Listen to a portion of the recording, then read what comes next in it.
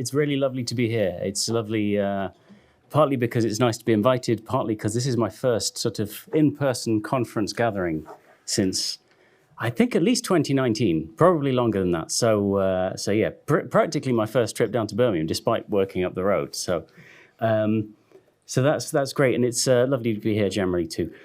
So as Ali Reza said, I am a sociologist of religion by training, and I've been working in the field of the study of Islam and Muslims for many years, around 15 years now. I'm not quite the General Secretary of the Muslims in Britain Research Network anymore. I gave that up last year and handed the mantle, but still I've been involved in various different fields around studying Islamophobia, Muslim institutions in this country. But alongside that, for around the last 6 or 7 years, I've worked in questions around science and society and science communication. And so those have been my two sort of tracks of research, as it were. And I've been trying more recently to bring those things together for various different reasons. One of the main reasons is that I've done some work now with people who work in science communication, science journalists, people who write about COVID or evolution or all these kinds of different things that we engage with in scientific topics. And oftentimes their levels of religious literacy and their ways of talking about communities is not particularly good. And that's probably especially the case in the case of the Muslim community in Britain, for reasons I'll come to in just a moment. So I wanted to introduce myself and, though it works on the second time, and some colleagues as well in the more recent work. So this is a project that's only just got underway. It's normal when you come to present to people, you present at the end of your projects to say we find out. I'm right at the start of the project and I've no idea what I'm going to find out yet. But more recently, I've just started a project with my colleagues, Dr. Riaz Timol, who's at Cardiff University at the Centre for the Study of Islam in the UK, and my colleague in Birmingham, Dr. Salima Birnie, who's just moved there from SOAS in London, to look at the views of British Muslim scholars and religious leaders across the board. So I'll say a little bit more about that right at the end, but that's just sort of starting to introduce the project. But as I say, it's very early on, so I can't really give much discussion of that project itself. What I am going to try and talk about is a kind of background to that, to some extent. So, and about the subject of what British Muslims more generally, so the kind of lay publics, people who are non-experts, think about science. And I'll start with a kind of general perception, not from Muslims themselves, but from the society we live in the UK, which goes a little bit like this slide, I think, if I can get the thing to work. There we are. It's something along these, a very negative perception of what it is Muslims think about science. There's a general tendency in our media, in our political culture, around the whole social scenario, to sort of describe Muslims in terms of ideologically inflexible, not necessarily especially rational when it comes to particularly scientific questions. And there are long historical reasons for this that go right into the kind of culture of Europe and the UK as well. A couple of illustrations here. The sort of mid-2000s, quote-unquote, spokespersons for science, Richard Dawkins, some of you might know on the bottom right there, and Sam Harris, the US-based author, having made various comments about, I've got a headline from Richard Dawkins there, talking about Muslim schools stuffing children's minds with alien rubbish about claims the world is only 6,000 years old, which he seems to be borrowing from US creationism, which I'll say a bit more about later. So there's a kind of general perception in our media, and that does translate into the public's views as well. So one of the projects I was involved in, and one that I'll draw much of the research from, is a project called Science and Religion Exploring the Spectrum, which still is running, but not in this country. We're doing it internationally now. Ran between 2014 and 2017, and I was involved in interviewing not Muslim publics, but just anyone and everyone, really, Christian, non-religious, Hindu, Jewish, the whole scheme. And one of the things that really struck me, particularly as someone who studies and researches Muslims in the UK, is how often I came across this perspective that people would talk about Christianity and its wrestles and struggles with science over the years, but say in these days, there's generally some flexibility. But when talking about Muslims, you would have people who would be very liberal, very open-minded in many ways, just assuming certain things that Muslims believed without, and just sort of having this kind of knowledge that they felt they were absolutely certain about. If you're a Muslim, you must be required to believe this or that. And it came up in various interviews and focus groups. And here's one I'll just take. This is probably the worst example. I was doing a focus group with a group of humanists, and they started talking, saying, I like to see history as a process of leaving ignorance and prejudice and bigotry behind us, a sort of scientific progress towards a utopian future, and then someone else pipes in by saying it may not continue to depreciate, and then I agree, and then it got in a sort of argument. Because as demographics change, I believe the birth rate amongst religious families is higher, and there's a sense that, and then someone else kind of comes back saying, the experience of this country is people start to conform to the kind of patterns the rest of us conform to. And then they go, oh, I'm not sure about that. And then someone else chimes in saying, oh, it's true about a number of religious groups, but I think there may be something about Islamic groups which is different. And this conversation continued and continued to the point where one person was then talking about the number of headscarves at King's Cross Station. And so you move from this vision of scientific inflexibility amongst the Islamic tradition to this slightly Enoch Powell-like image of immigration and social conflict and so on, that seems to have embedded itself within the UK. And that's something we found recently. This is actually a survey I ran over the summer about Islamophobia, which I'm going to be releasing in January. But this is a small excerpt of it, where we asked people about what they thought it was other traditions believed, and whether they understand their particular religious text symbolically or literally, word for word, without any kind of historical context or sort of allowance for more poetic meanings and so on. And you'll notice, if you can see, I don't know if you'll be able to see if you're right at the back there, so I'll try and explain it a little, that the really dark red on the right are those people who thought that particular religious believers understood their text always totally literally, with no kind of historical contextualization or anything else. And you can see that in the case of Islam and the Quran at the top, the red blob is way, way bigger, 3 or 4 times bigger. And the thing that's really interesting in this, I think, is that, so if you take the one below, which is Sikhism, some 62% people said, well, we're not really sure. I don't know how people read the Guru Granth Sahib. I don't know that, to be honest. And I work in the Department of Theology and Religion. In the Muslim case, people were much more confident in expressing opinion, but much more likely to get an opinion that was, to my mind at least, as someone who works in Islamic studies, on some level, very wrong. So there's a kind of embedded idea about what it is that Muslims believe. So then what you've got to say, well, what do British Muslims actually think about science in the real world? So we've done some surveys, and this is the one thing that I'm going to be mainly drawing on now, about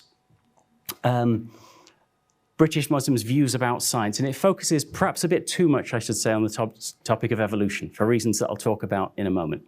And we did various polls with multi-religious publics, but also something called a Muslim booster poll, so just British Muslims alone, and that's what I'm going to try and focus on here. But it's a survey that's been applied to all different kinds of religious groups, which is why some of the questions are a bit odd, and I'll explain why as I go. And so the first thing we asked about, well, not the first thing, but one of the things we asked about is about questions about religious literalism. And you can see that if you can read these, which you probably can't, I'll read them out for those at the back. Some of the questions here are a bit, I wouldn't have phrased them if I was writing these questions for a specifically Muslim public. So you can say there's a question here where we say the sacred writing is not really the words of God, but the words of its human authors, which is a kind of question that might work in Christian tradition. It doesn't really work in an Islamic context, or it comes across very differently in Islamic context. And you can see this one here, the big blue blob. The majority view is, of course, that the Quran is the word of God, which is, of course, the mainstream interpretation. But some of the other questions, I think, were more useful. So the one that I want to single out is this one up here, this one, second one down, where we ask a question about whether your sacred writing is much more, whether its spiritual truth is much more important than its factual accuracy. And the question there comes obviously with these kind of survey questions, they're always very simplistic, so I apologize for that.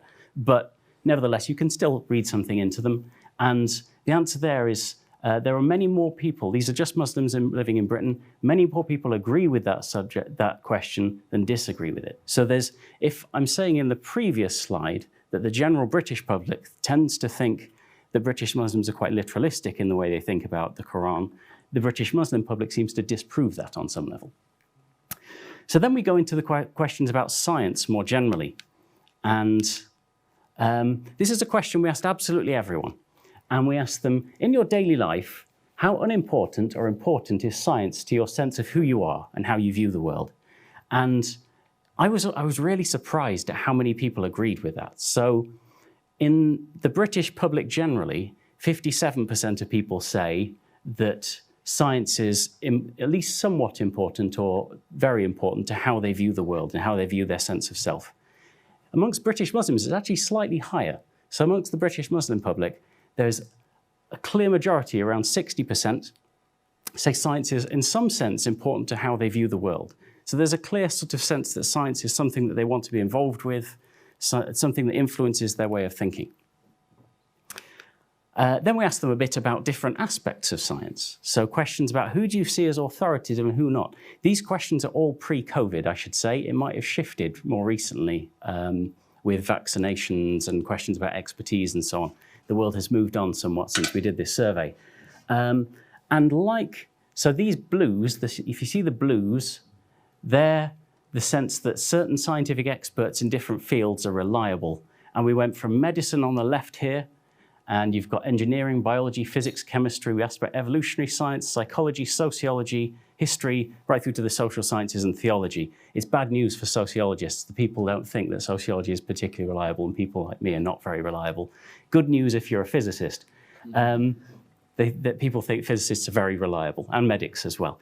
So it's around, in the general public, physicists, for example, it's 88%, I think, thought they were reliable. Amongst the Muslim public, and this is not controlling for things like education or gender or age or anything like that, it's just a general statistic, so I have to do a bit more tweaking with the findings here.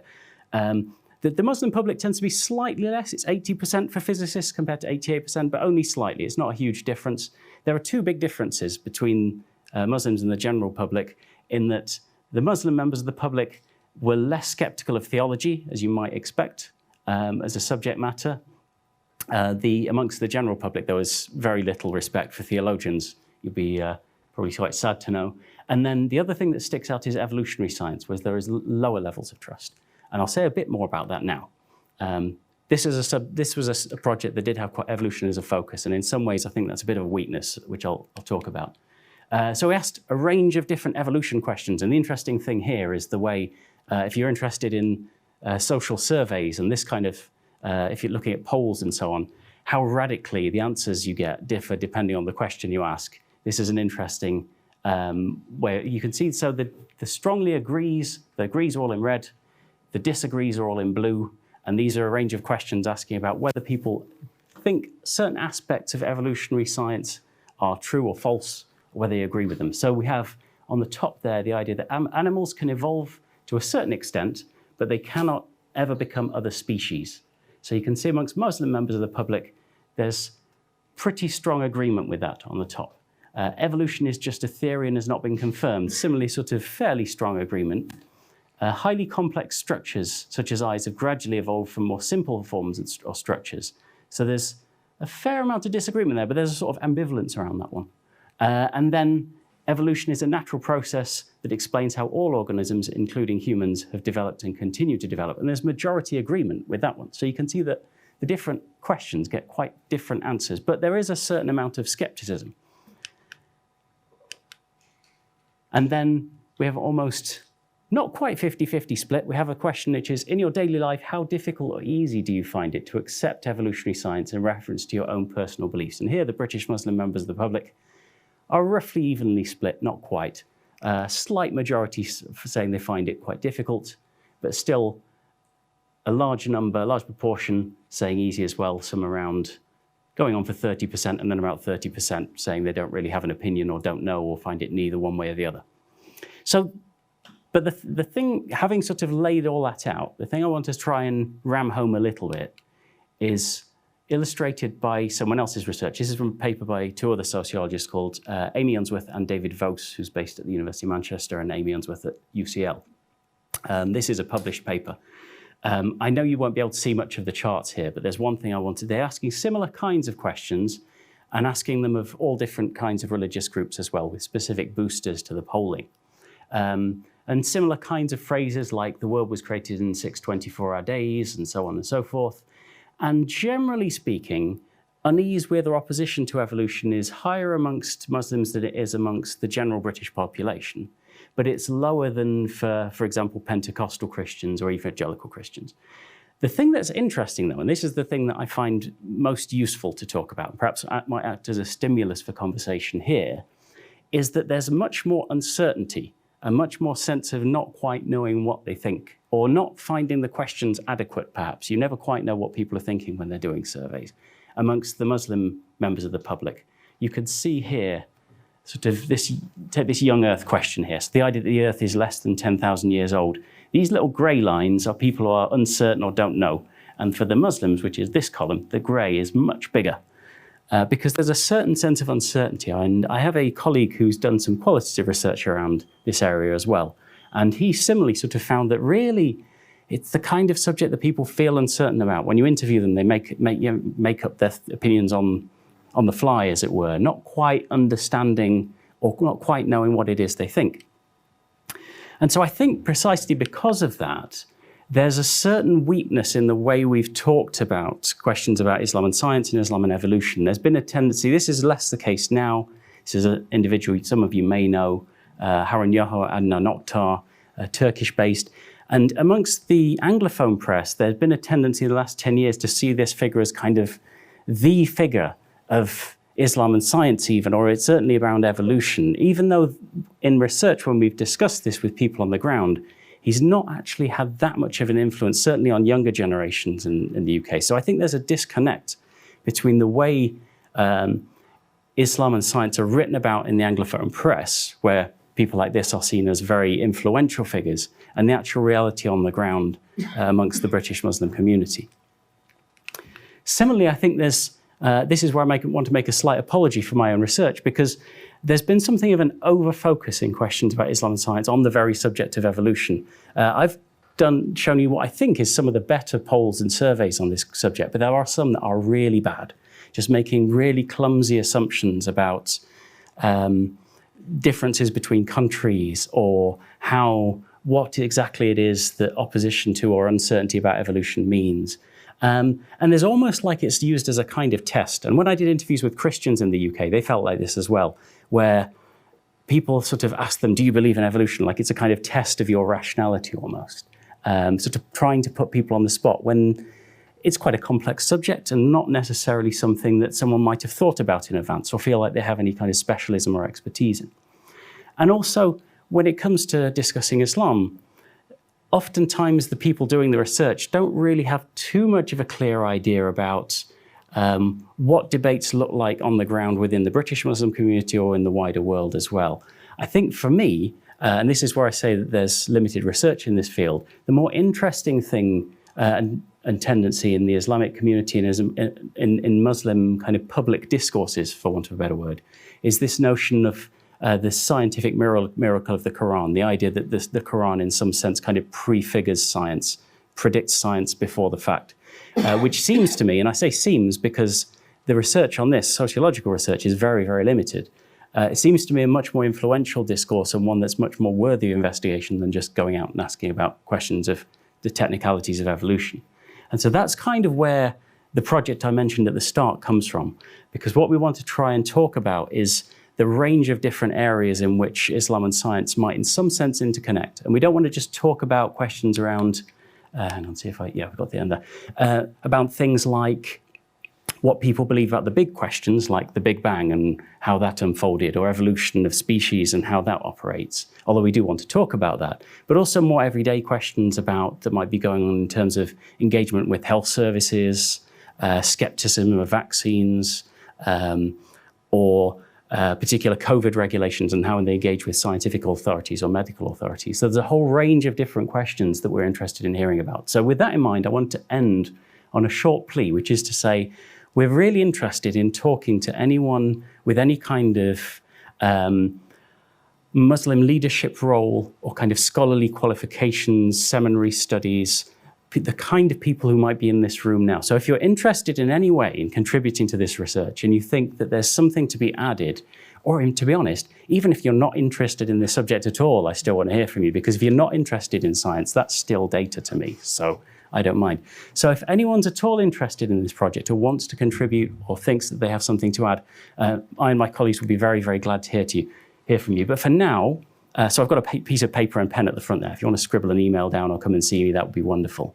For now, I just wanted to offer this up in a sense as a kind of stimulus to conversation, to sort of think about how Muslims are discussed in public, how Muslim scholars might best respond to these kinds of stereotypes that exist in society, how they might perhaps engage with these scientific questions, given that people who are religiously trained may not necessarily be scientifically trained. This is a big, big question. I work with some Christian leaders as well, for them too, to say, how do we respond to questions of huge epistemological questions about God and God's existence and how science fits into this when we've been to study in seminary where we don't get scientifically trained, and how these kinds of issues can come up and how religious scholars might engage with scientific questions in an effective way. So that's where I'll leave my discussion and kind of open to the floor, I suppose, for you to talk with me, talk amongst yourselves. I'm all ears, really.